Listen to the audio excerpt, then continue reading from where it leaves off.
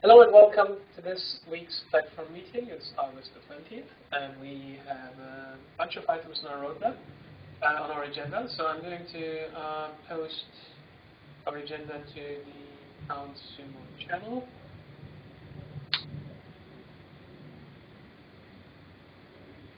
All right. And let's start. So we have one action item from last week. Is that everybody should get their suggestions in for the roadmap. So, still the case. If you have anything that you want to see on the roadmap for next quarter, now is the time to tell me about it. I don't have too much yet, and if you don't have much else, I would start putting a few things of my own on the roadmap. Is that a promise? All right, so next item is roundtable. First thing is that survey gizmo data is still down. We are getting only a fraction of the data that we were getting before. Now that we're using intercept surveys. So Survey Gizmo just updated me today that they fixed one of the issues with it. There are still 2 issues left, and they're working on fixing them. We're not very happy with their service, but at the moment we don't have much choice. So long term, we are going to look at alternatives to Survey Gizmo and what we can do, where we can switch, what other services we can switch to. But for the moment, this is the reality. Our exit survey data is down, so we cannot accurately, we are not accurately collecting data about user satisfaction at the moment. So this is a top priority for me, but unfortunately there isn't much that I can do besides just asking them again and again to fix it.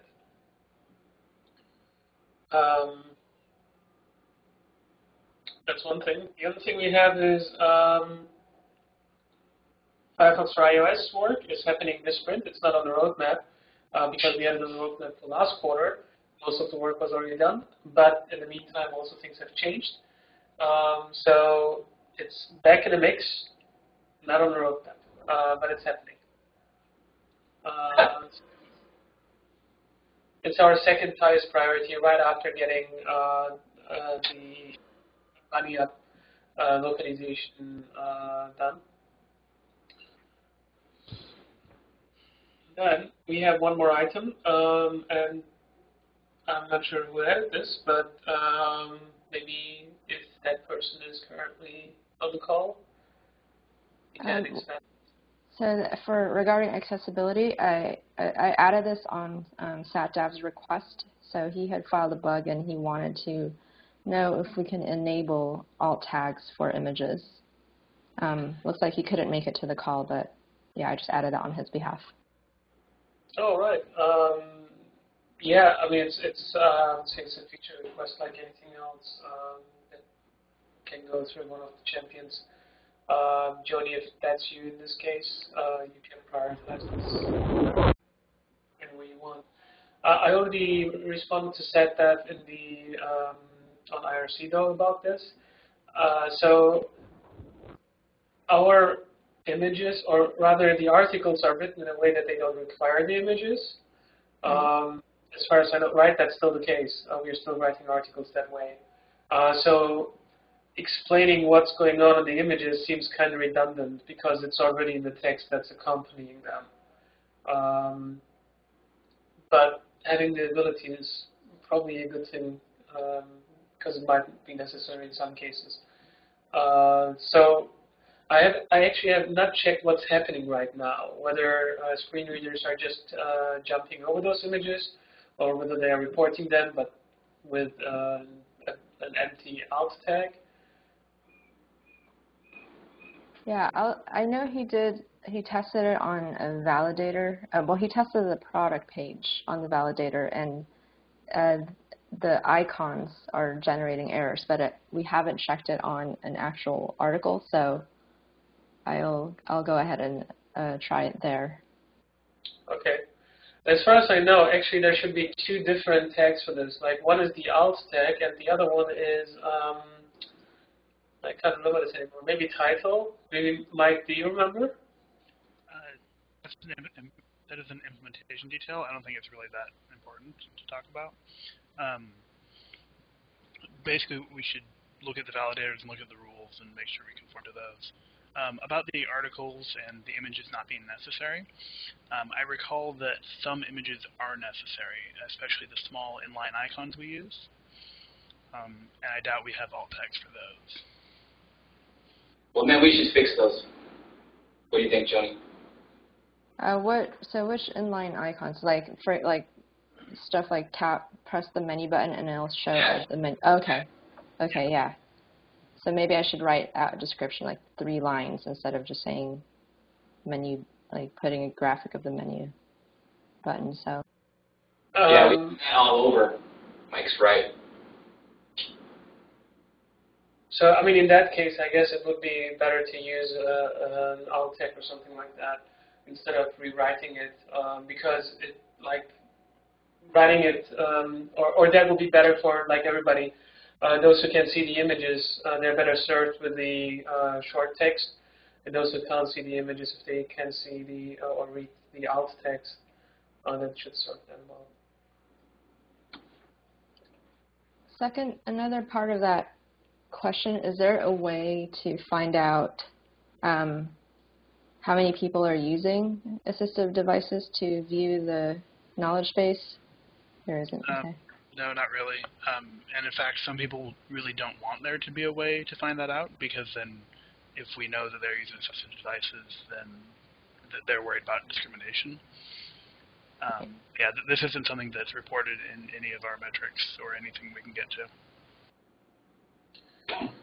Yeah, and even if it was, I mean, I can tell you with 1 million visitors a day, it's probably going to be very, very small the percentage, like less than 1%, I'm guessing, way less than that. So this is not something that we can assess with, or let me rephrase this. So our traditional methods of prioritizing, like looking at the impact, size of the impact, like how many people is this affecting. If you just look at that, it would go to the bottom of our prioritization list. But on the other hand, we might also want to look at how severely is it affecting people, and do they have workaround for it. And I think in this case there might be things where they don't have a workaround, so it might be worth prioritizing this higher. Okay. So not so much on the number of people this is affecting, but how much it is affecting. I'm actually surprised that we've never talked about this before. Oh, I'm sure we did. I don't remember this discussion, because otherwise we would have at least, like, we would have done something with it. But you should file the bug and get those alt tags in, and that's something that someone can help us with, hopefully. Sorry, can you say that again, Roland? I didn't.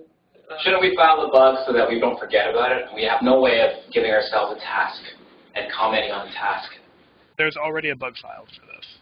Oh, yeah. Of course there is. Thank you. It's the one in the on the Etherpad that's up on file. I think it's too narrow. So once we look at the article pages and how they are affected, we should probably just change that back description. Yeah. All right. So then, looking at our roadmap items.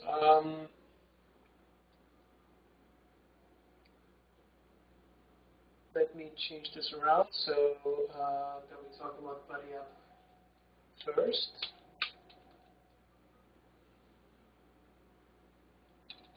Okay.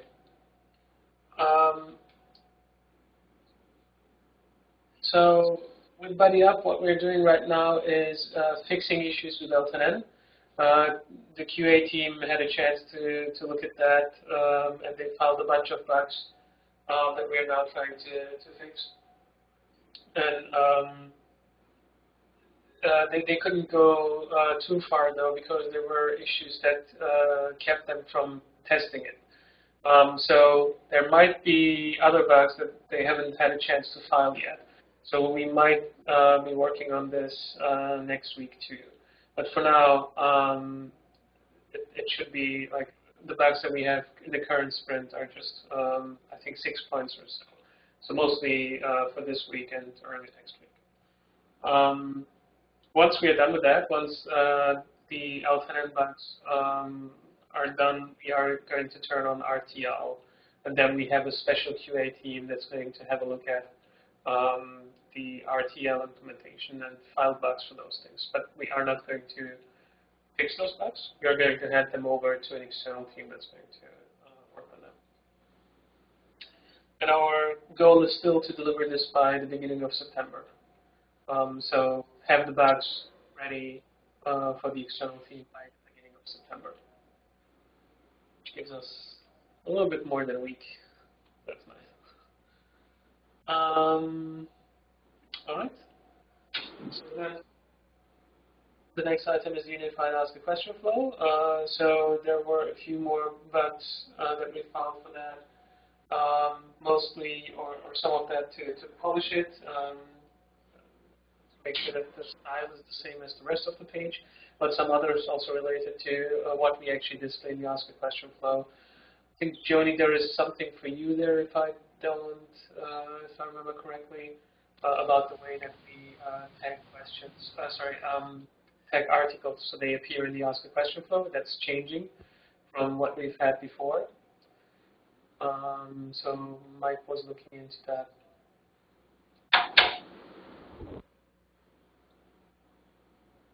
All right. Yeah, so the next step there is to finish the implementation for that and get it out there to test. Then we have the mobile article page, which we now have mockups for. So the next step there is to write acceptance criteria, and I'll get to that hopefully this week still. You can follow along. You can look at the user stories that we have selected for this on the Trello board. You can look at Joni's mockup for this. That's also needed that. And the acceptance criteria should be included in the bugs that we're going to file for these things. So that's coming along nicely. Then we have the optimized product landing page. So for this, we have started testing this week. We are right now just collecting more visitors. So far, it doesn't look like the variations have a big difference in how engaging they are, like how many people actually click on links on those pages. But what's going to be really interesting is how many of those who click through then find the articles helpful.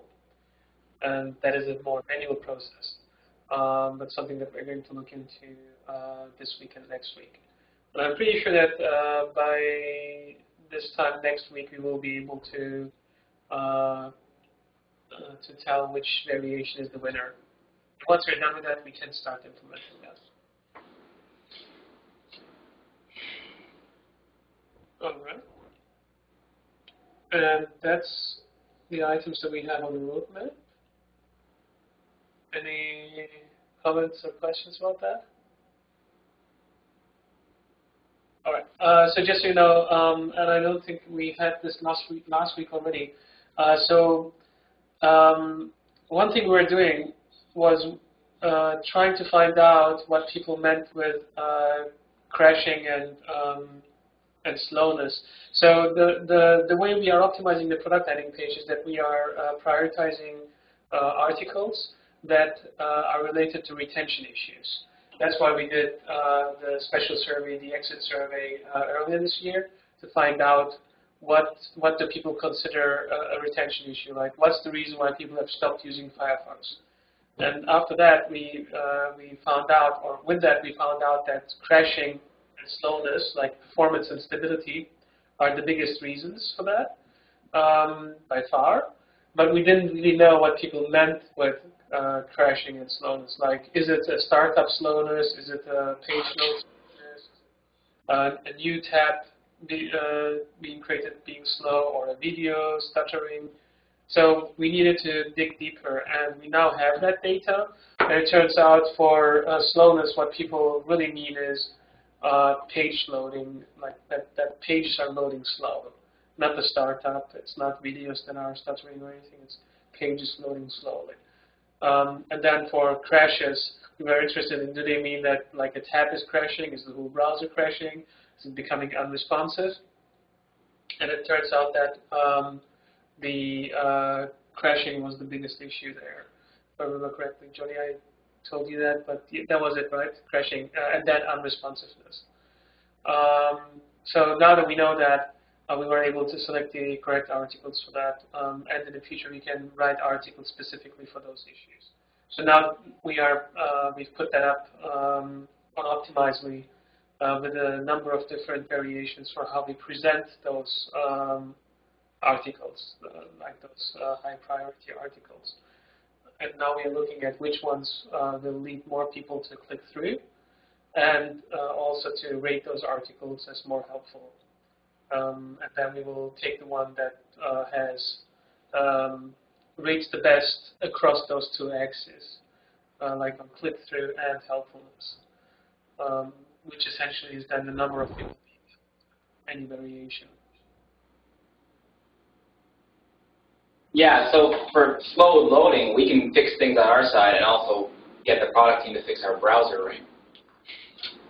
Yeah, there are things that we can do about that. For example, offer people a refresh. Yeah. Because oftentimes it's add-ons that slow the browser down, or maybe something in your profile that's broken. And refresh gives us a chance to fix those things. And that's what we're actually suggesting people do. Great.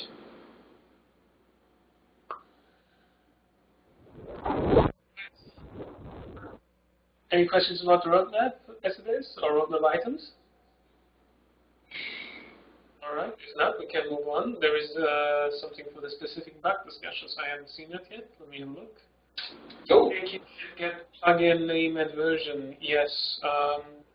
Yeah. Yeah, so I put that there because I had a few discussions with our contributors related to this bug. My understanding is that, I mean, I see that they have provided the code, but we want to do some tests before, or what's the story? I'm trying to find out what we can do in order to push this forward. So the pull request that they filed for that, we rejected the code because it doesn't match our standards. In particular, it needs to have automated testing to both document it and assert that it's correct. And so we're kind of waiting on that.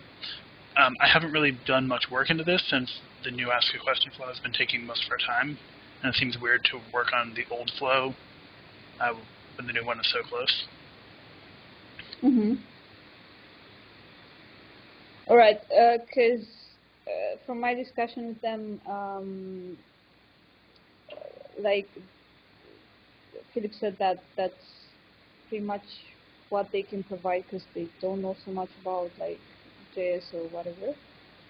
So Which if we because they don't have to. I mean, they don't have to develop this feature or anything. yeah. So yeah, I was wondering if there's something that we can do, like when we have time to push that. So if this is important, Marina, you can just put that on the prioritized backlog. Right now, the top item for you is add Firefox on iOS to Ask a Question flow. And that's our top priority right after we have done the Alten and Okay. sorry. Yeah, the Alten fixes that they've told us about. Once we're done with that, the next top priority is getting Firefox OS on. Sorry, Firefox For on iOS. Yeah, Okay. Then I'll add this to the backlog. I just wanted to double check if there was any specific thing that we could do before in order to get this up there. But if that's the only thing I need to do, that's absolutely fine. Yeah. And thank you. Yeah. Absolutely. And thanks, Mike, for the update on that. And just an update also in general. So we've been spending a bit of time on the Buddy Up Elton and the Ask a Question flow, which prevented us from taking 25% items. So the Buddy Up piece is time sensitive in that we have to provide that in time. If we don't hand that over in time, they cannot include it in Firefox OS 2.5. So that's why we are prioritizing that and why we're spending so much time on it.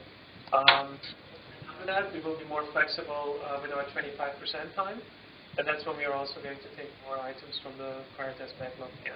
But if there is anything that's a high priority issue that you absolutely have to get fixed right away, please let me know about that. And this is a great place to talk about those items. So yeah, thanks, Marlena, for bringing it up. And if there's anything that's high priority and needs to be fixed as soon as possible, please let me know about that. We can always put things into the sprint if they are really important.